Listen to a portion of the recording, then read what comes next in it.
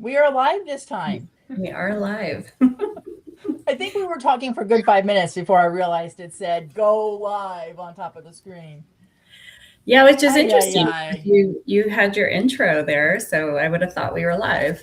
Yep. Well, the intro worked, but then as soon as it Yep. stopped, it said go live. So we were talking about how amazing it is, right? How fast we see time going in our children and our grandchildren, right? Right. Like how can you have a 30-year-old when you're 32? um, right? Because we don't see what's happening here like we No, and I know, and I woke up going, oh my gosh, I have a 30-year-old. Not, oh, happy birthday, daughter. It was like, yeah. how did this Yes. happen? Yes. Well, and then I was, commenting how two of the four grandchildren are now doing sports, and it's just the beginning. It's not like anything really serious. However, all of a sudden I realized like that it's the beginning of the real fast track for kids, right? Right. School and sports, and I mean all the things. And I was kindergarten and all those things. That before I said I was riding my bike today, putting in my miles, and I was thinking, okay, so we just celebrated my granddaughter graduating from preschool today, and before I know it, it's going to be high school. I know. I know that sounds corny. Nope. And for anybody that's our age, it doesn't. Yeah, exactly. Well, now, I was reminiscing, sharing with Taylor kind of my method of how to keep it all going with all the different activities and the sports and and what after everyone went to bed at night, what my routine was to be prepared and organized for the next day. And that's what really clicked for me, because I could vividly remember doing all of those things like it was not that long ago. Yeah. So yeah, it is. And being organized for their activities, and she's got two, I had two, you had more than two, right? Going through all of that. Yeah, the night before everything was done. Lunches. Oh yeah. Right. Swim bags were stuffed until they were old enough to stuff their own. I mean, everything was done the night before. And even then there still had to be an audit, right? Because whose schedule got wrecked when they forgot something? Right. I had a deal with my kids. It took me a while to get to this point. However, at some point I'm like, there's three of you and one of me. And this is where I'm recognize the score is way off. And so if they called me from school or sports or whatever to do something for them that they had failed to do, like forgot their homework or whatever, they owed me that same amount of time that it took from me to get to the task I was at, which normally was at my desk. Go do what they needed me to do and get back to my desk. So if it took an hour, they owed me an hour when they got home to do something for me. And it shifted. I love that idea. And you know what it did? I thought it was a real, it was a nice equality, because if it was important enough to them, then yes, I'm happy to go do it and help out. But it made them weigh out how important it was to them. Right. As an example, and probably this was the straw that broke the camel's back. Hey, Mom, I forgot my pencil. Well, surely one of your friends has an extra. Right. But they didn't have any skin in the game until we did that. Right. So, yeah. Yes, and me getting two daughters through high school and middle school, after my divorce, and here I am single with these two children. Yes, calling me and saying you forgot your homework, I will do it once. Yeah. Oh yeah. Yeah. Yeah. Like very I said, cool. And I understand it. There are people that have to chip in and help rescue me on a regular basis for things. Sure. Right? Yes. So again, if but not daily. No. And again, I do my best to figure it out on my own. Yeah. Yeah. All right. So when I think of things to talk about, typically it's what's been going on in coaching the last couple of days. And so one topic of discussion has been I can't take my coach call, or I haven't been able to do my lead gen because I have to get my CE credits done. Oh, Right. So we're waiting for the ethics thing to be over because we have to do it before the end of the week. yeah. Yeah. How often does that happen for you? Has it happened for me personally? Oh, yeah. Yeah, a couple of times over the 22 years. And it's never comfortable. Um, and it's silly because we know it's coming. We know it's coming for such a long time. And probably even more important than that is like what I can expect to get out of it if that's what I'm doing. If I'm just, cramming for the event to get it done by the deadline, what am I actually going to be getting out of it? Right. And, it's interesting. We kind of joke a lot about, well, I shouldn't say joke. We talk a lot about how little real estate school actually teaches you about selling real estate. Right. And so it's easy when you're selling real estate and you've been doing it for years, thinking that, well, I know everything that I need to know. What is the continuing education going to do for me? Considering it didn't do much in the very beginning. However, I Yeah. will. I totally hear that. Yeah. And I would say more than it actually does more than the original courses did, because now I have experience that I can apply it to. Mm-hmm. So now there's a little more value there. And now I realize, oh, okay, that's why they taught us that. But when I was learning it before I was actually applying it, I didn't have that understanding or appreciation. Yeah. Um, And not all, as a certified coach, I have CE credits I have to do. So mine yeah, are due every other year. And I have to have 40 points. And so I've been taking some classes lately because each class is a point. yeah. And some classes are 5 points. And I love it. I absolutely love it. However, it's through coaching.com, and I can choose the classes I want to take. And so I've been taking one lately on overwhelm and anxiety, since that's a lot with what's going on in the world and Mm-hmm. markets changing, especially when the NAR rules could change. There was a lot of overwhelm and anxiety then. So I've been Mm-hmm. really enjoying it. So having those classes or those points be valuable is different than, now I'm not saying ethics isn't important, but how many times do we need to take an ethics? I Mm-hmm. mean, I do as a coach. I one of the classes I have to prove I've taken every other year is an ethics course. Yes, Yeah, but I mean, it's the same questions every time. it is. And I think ethics is one of those things that if you don't understand it, you're probably not going to understand it, because it's more about your core, your Hmm. values, Right, right? Nobody needs to tell you or I how we should not talk to someone. right. Or Um, not disclose what their finances are or whatever, right? I mean, I would never just share that. no, I don't need to take a class to be told that. So, along the line of continuing education credits, at least for real estate, and you know this because you did it, there's a lot of voluntary courses you can take as well, right? That are sort of Hmm. outside of the mandatory. And we do Sure. all have to have a certain number of voluntary ones, but some give you some credentials. Yeah. And, we've all seen the agent that has just a whole spew of acronyms. Yeah, and the Um, average person doesn't know what any of those mean. no, they don't. And I'm curious, like, how much value is there, right? How much value is that agent able to bring to their clientele because of that? Now, there are some that have huge value. And so, one thing that I think is really important is to talk to other agents that have Hmm. certifications and find out, like, how did you get that? What did you have to do to get that? What did you learn from it? How's it benefiting your clients? Yeah. And, spend time with those credits. Yeah. I had two. So during my career, I had the SRES, so the Mhm. senior one, and the certified negotiator were the two That's I right. had. Those are both But good. yeah, most of my friend realtors had, the AVR, and I don't remember all of the acronyms anymore, but they would have 6 to 8 acronyms. And I'm Yeah. like, you have this in your email signature. And sure, other realtors know what it is, but anybody else is not going to know what any of this is. Same thing with mine. So my current acronyms are CPCC and PCC, and the average person has no clue what it is. Right. However, Right. when I coach executives and they get their company to pay for coaching, they always want to make sure I'm PCC or higher.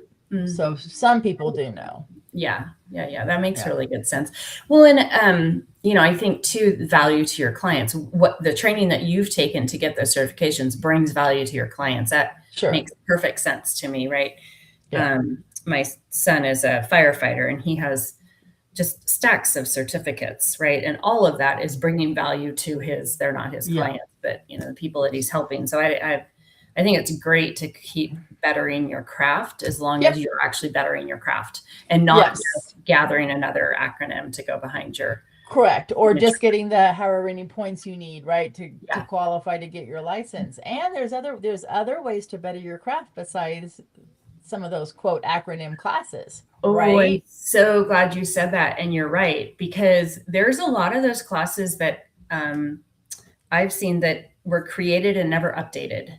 And they're just, all you have to do is click on the video and you could leave the room if you want. And to me, there's so much more value in some of these live events that we've both been to, that definitely will help you better your craft. I mean, even those that are teaching you, what was that book that we were just recently talking about? Just about speaking, Right. To be clear. So So you were talking about a book that I had not heard of, and I was talking about Dare to Lead and how to deal with complicated people, and you had another one. Yes, all of that betters our craft, especially for you, for your clients, me, for coaching. Yeah. Right. Yeah. Well, and we had a conversation about it that sometimes, like saying to someone who doesn't know our business, telling them something and then asking them, do you understand? That can feel not so good, right? So there's a better way to say that where you're encouraging, like you've taught us to use what questions, right? Encourage people to talk so that even if they think they understand it in the beginning, as they talk, they might realize they need more information, right? So yeah. So what questions do you have, or what might you not understand, or what basically I would what questions do you have from what I've just explained to you, kind of thing, right? So you're not belittling them and you're opening up the floor. Yeah, because that's really what it's about. I mean, I think any I'll say agent just because that's what I do, but in any conversation with a client, when you ask them, do you understand? I don't think that anyone that is saying that actually is trying to belittle somebody at all. They're just not maybe asking the question properly. Well, it's just like asking somebody a why question. I don't think we're judging. Like before, when I used to say, well, why didn't you do your homework? Right. Yeah. However, somebody who's super sensitive, that why question sounds like you're judging them. So what stopped you from doing your homework? What got in the way? What was the challenge? Yeah. Again, I live here, so I don't feel the ouch. However, if you're a walking heart, you feel the ouch. Yeah. And knowing how to deal with that. So that book, just in case anyone cares, is called The Next Conversation by Jefferson Fisher. I just think that, it's the fine art of communication. Yeah. And so all of us could use bettering our craft. It doesn't matter if we're an entrepreneur, executive, or a stay-at-home mom or stay-at-home dad. We can all better our communication skills. Yeah.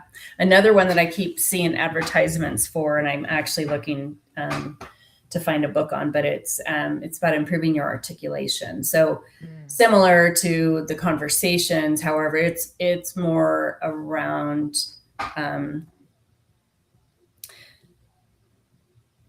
conversations that are not with people that you necessarily know, but getting to know somebody. So how to kind of elevate that articulation so you get what you need to really start a relationship. Right. I know a lot of my clients struggle with that. Like when they go networking, they have no clue, right? They stand in the corner. And so, I mean, I'm going to quote Ninja because I learned this through Ninja training was you do what's called the Ford conversation, FORD, right? So that's something, right? So what, that pass on. And I don't remember her last name. And if I did, I probably wouldn't know how to pronounce it. But do you remember when Nosheen did a pop-up training for our group on speaking? Yes. And a lot of that was on how do you start a conversation and keep it going. Yes. It's Yeah. interesting. Speaking of networking, I'm part of a new networking group, and we are growing very fast. And Nice. yeah, it's great. Um, you can tell who in the room has had all of those trainings. It's those Yeah. of us that demand the stage, and we just keep talking to them. That's because we're just so excited with all these new people to get Yeah. to know them. And so we're actually going to try and bring some of that to the group. Good. Yeah. Yeah. Because not everybody knows and they're not, quote, bettering their craft, right? So, yes. So, books, going to, a 1 day or a 2 day event. Yes. Obviously, taking class through the MLS is an option for me. It's coaching.com, and there's tons of resources for me in there to better my craft. Podcast is another one, right? Yes. We have our favorite podcast we listen to. Yeah. Oh, yeah. All the Yeah. time. Yeah. So I have to tell you, because you asked me about affirmations, and Mm-hmm. I have this little jar of positive pickleball. And so, Okay, so I want to hear a couple of them. okay, so today's was, and Okay. this is just so perfect. When the world feels heavy, pick up your paddle and breathe. There you go. So recently participated in what's called a NAMI tournament. NAMI is an organization to raise awareness for mental health. Mhm. And so it was a fundraiser. They raised money, obviously, to do some good in the community around mental health and stuff. So our team was called Paddle Therapy, because for us, that's actually what it is, right? Aside from the tournament that we were participating in, it truly is paddle therapy, and it's just so makes me happy. Yeah, it is. It is therapy for you. Yeah. And I've been enjoying getting on my tricycle Yeah. Yeah. and riding around town Yeah. as I'm trying to rehab my knee. So I'm not overdoing it. And fortunately, as you know, where I live, it's very flat. So I'm not having to navigate going up or downhill or anything like that, which is great. But our mental health, in fact, I had a coach call today when someone was very, very anxious and like, I don't know what to do. And I said, the first thing you got to do is breathe. Yeah. Just remember to breathe, because we hold our breath and then we make it worse. We do. Well, and then too, remember what Jerry, I always get, they are my twin cousins, Larry and Yes. Jerry. What Jerry told us about getting outside, Yep. right? And what happens in your brain when you're walking forward because your eyes are looking around, and how important that is. And that's something that we practice. I say we because I share an office with Mike, and if we are waiting for a response from someone and it's a little bit of heightened anxiety to where it's hard to focus on whatever the next step is, or what rule is, you get out and you go walk around the block. Yep. Because it's better for us, and there's no sense waiting for that reply. No, because it's out of our control, right? Yeah. Unless we know it's going to be in exactly 2 minutes, because they guaranteed with beyond a shadow of doubt, I will call you back at 12:02. Yeah. We can't control the response time. No, we cannot. And it's not a contest to have, hit the reply button within a number of seconds at all. So Mm-mm. I had something about. So I'll tell you, while you're looking, when I was a corporate coach, and quite often I would be upset at something like a new rule, or I got my hand slapped because I did a mastermind, class for my clients that I wasn't supposed to do. I would walk around the building. So I'd go outside, walk around the building, come back in. And my colleagues would know how upset I was by how many laps I would take around the like one building. Okay, she's just a little annoyed. Okay, 2 laps. Uh-oh. One time it was 3 laps, and one of the coaches actually came outside and said, "Do you want me to walk with you?" And I said, "Please."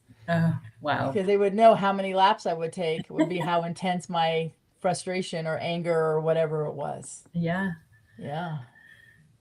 But it's a great place to handle it. Yep. Certainly would I want to handle it inside the building, right? And saying something or doing something that I would regret. And I am very reactive.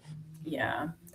Well, and I think too, like, even if you're not finished processing what's happening, that just pulling away, getting outside, and getting some fresh air and some movement can at least realign your focus to do other things. Mm-hmm. Right. Yeah. Well, even like when COVID hit, I would take a walk every day because I could go outside. I mean, I couldn't walk with a bunch of people. but I could go outside and walk around my neighborhood and come back in and breathe and say, okay, we'll figure out how to have Zoom meetings with our family. It took a while to process how we were going to deal with not seeing anybody. It just Right. took time. However, that we need to take care of our mental health. Although I know at the end of COVID, I was struggling. Yeah. And technically, the word was languishing. A lot of us were languishing Yeah. and needed to. I think the first thing my coach told me to do was to rent an Airbnb on the beach, which I did, and that really helped. I Oh got yeah. my hand slapped from my boss for doing that, though, even though I Mhm. coached and didn't skip Mhm. a beat. But I wasn't Mhm. in my home office, and I just, I live in Oceanside, so I just got an Airbnb right on the beach in Oceanside, right on the beach, and I came home feeling so much better. So I'm like, Yeah. why am I getting in trouble for doing something that to take care of my mental health? Right. This is going to Right? make me a better employee.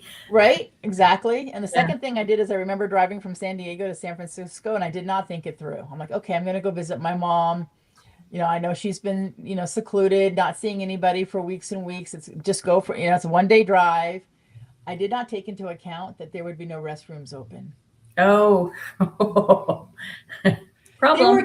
There were a few gas stations that were open and some of Yeah. them just said, restroom closed. They didn't Yeah. want people going in and leaving their germs or whatever. Yeah. I struggle. I mean, it's funny now, but it wasn't funny at the time. No.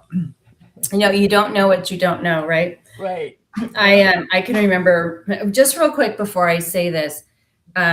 I don't think we made the announcement that unless if people don't comment, we don't know that they're there, right? Oh yeah, So we did not make the comment because we got yeah, distracted. So if you are here, please say hello. Yes. yeah. Yes. So I can remember having closings, and obviously we couldn't go to offices, and so I would be like, well, that's fine. Let's just meet at the Starbucks at such and such. Well, Hmm. Starbucks wasn't putting their tables and chairs out anymore because they didn't want people gathering. So we had to find all the locations that had permanent furniture that couldn't be Yeah. moved. Yeah, it was just interesting times. However, And so yes, we, and we taking signed care of papers at a ourselves. Burger King one day. I Ay, ay, never ay. thought I would do that. I laugh at the things we learned and did and survived during those 2 years Yeah. being inside. Yeah. However, So self-care is crucial and breathing is the first step. And then whatever that is, if it's dancing, like for Charlotte, she'd be dancing. That's her self-care, right? And we miss Charlotte today. However, she is training for a um, dance contest yep. that's Yep. happening in just a few weeks. So, Yeah. yeah, so that would be her self-care. For me, it's a walk on the beach. So that's a little bit challenging right now Yes, it where I is. live. Yeah. Yeah. Maybe that's what we need to add to your yard is a little sand. You could Get you get Stella's kiddie pool. a very long, narrow sandbox so you can do little laps back and Uh-huh. forth. Okay, you keep thinking. Oh goodness. Oh, so I like your pickleball affirmations. Oh yeah, me too. So I was actually I did pull a few, and then one of them I just like wanted to share. But this one I read to myself a lot. You don't have to be everyone's butterfly. Be a bee. Mind your business, make your honey, and sting people when necessary. I'm And then, all for being a bee. That's my name, right? I So know, yes, I I love know. it. And so that one I always kind of get a chuckle out of because I'm like, yeah, sometimes that's just the way it is. But this one to me is just it makes me Well, that's think for people pleasers, right? that That is for the people affirmation. pleaser. Yep. Yes, yep, yep. That's why I like it so much. But this is just more of a makes me think. So it's the only reason you know how to ride a bike is because someone you trusted let go of you. That one's deep. Right? Oh my God. I go this way with it, and I'm like, no, this way with. I mean, there's a lot there. There's a lot there. Yeah, Yeah. it's interesting, and it's very true. Mm-hmm. So Yeah. Well, that leads me to the story of somebody who hired me to coach him, who's not an entrepreneur, who's not a real estate agent. I got connected, and he's like, "I need you to coach me," and I'm like, "Don't you want to have a half an hour complimentary coaching session to see if we're a good match?" Nope. I need you to hire. And I'm like, okay, so what do you do? He says, it's not what I do that matters. I'm selling my home and I don't know what I'm doing and I'm alone and I need you to. So he hired me for 2 months to coach him through, or 3 months, depending on the length of time of the escrow and all of that, to get him through the process. Excuse me. Well, Because he is so afraid of every single decision. So that's a little bit unique. However, the lesson I'm taking away from my entrepreneurs and my realtors and brokers, and it's okay if you're a roofer, right, is people aren't going to tell you they're always afraid.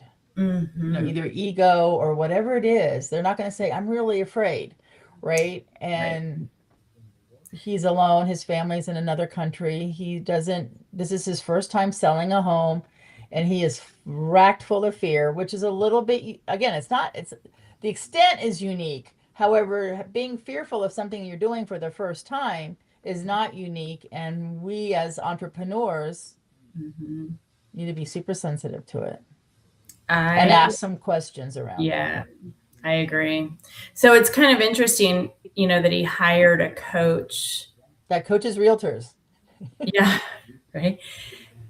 And so what I hear is that his agent isn't coaching him at all. Right. And I'm grateful that he hired you, especially with your experience. However, that's part of our role. Right. Right. That is part. And I've said this before.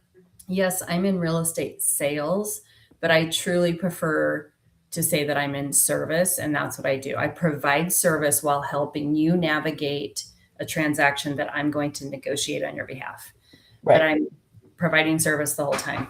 And I think that's probably where some real estate agents get a less than favorable review, right? Is that they're just not educating their clients along the way, not hearing their clients. That's another or thing. asking, so that they will, right, asking the questions to peel the onion to get to their real fear. Right. And again, that's what we do as coaches.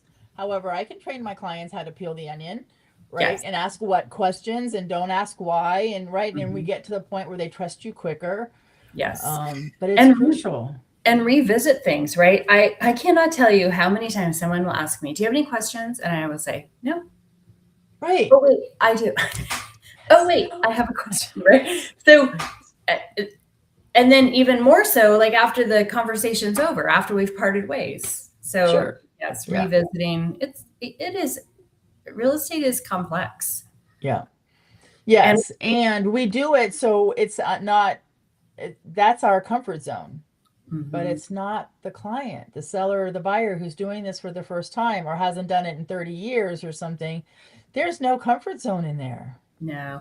And it's interesting. I've been in the business long enough that I used a fax machine when I first started. I could tell you other things too.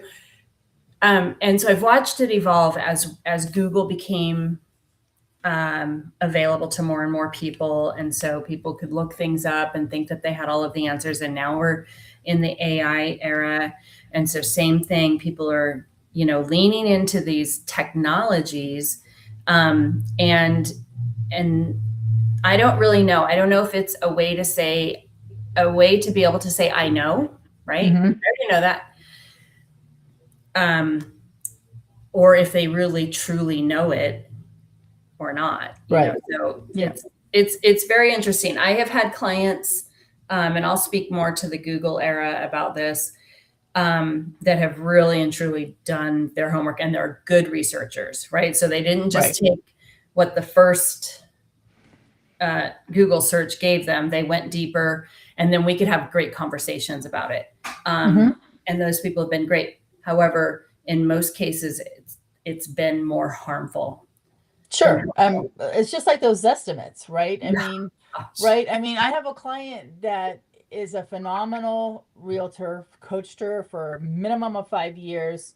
She does her data. She said this house is worth whatever it was, so don't quote me, but it was like 1.1 million is what they put the property up for, and the Zestimate was 865. So the clients are freaking out that it's going to hurt people coming to see their home being listed at the one. And she's brought the CMA. She showed her all the comps. Zillow has it wrong. And then they think, well, call Zillow and make them change it. Well, it doesn't work that way. Does not work that way. And that client is right. Every buyer coming through that door is going Is to know. going to see it. Yep. It's amazing. And we can explain it. So it's really interesting. You can explain that to the seller who's happy that their house is worth more than the Zestimate. And so now they don't value the Zestimate, right? Mm-hmm. And then the same situation, you can explain it to the buyer and try and tell them that that's wrong. That Zestimate is wrong. This is what it is. That's going to be a hard argument. So it's the Yeah. same set of data Yep. that you're dealing with, right? It's just the different sides. Different sides, different perspective. Yep. Yeah. So super interesting. So do you know that for a while Zillow was actually buying houses at the Zestimate? So this goes back, goodness, I wish I could remember. Pretty sure it was pre-pandemic. It was right around that time. So anyways, they were buying houses for the Zestimate. So if you had a house and you wanted to sell it, you could just click and they would buy it. And what I understand, this part I don't know, this is what I understand, they were counting on the market continuing to grow, right? So they were going to grab these properties, they were going to turn around and sell them. Well, that wasn't working for them. The equity was still growing, but they had overestimated them so ridiculous. And they were $4 billion in debt with a property that they owned that they were having to liquidate. So we saw a shift for a while in their estimates. Like they became more realistic and more conservative. Interesting.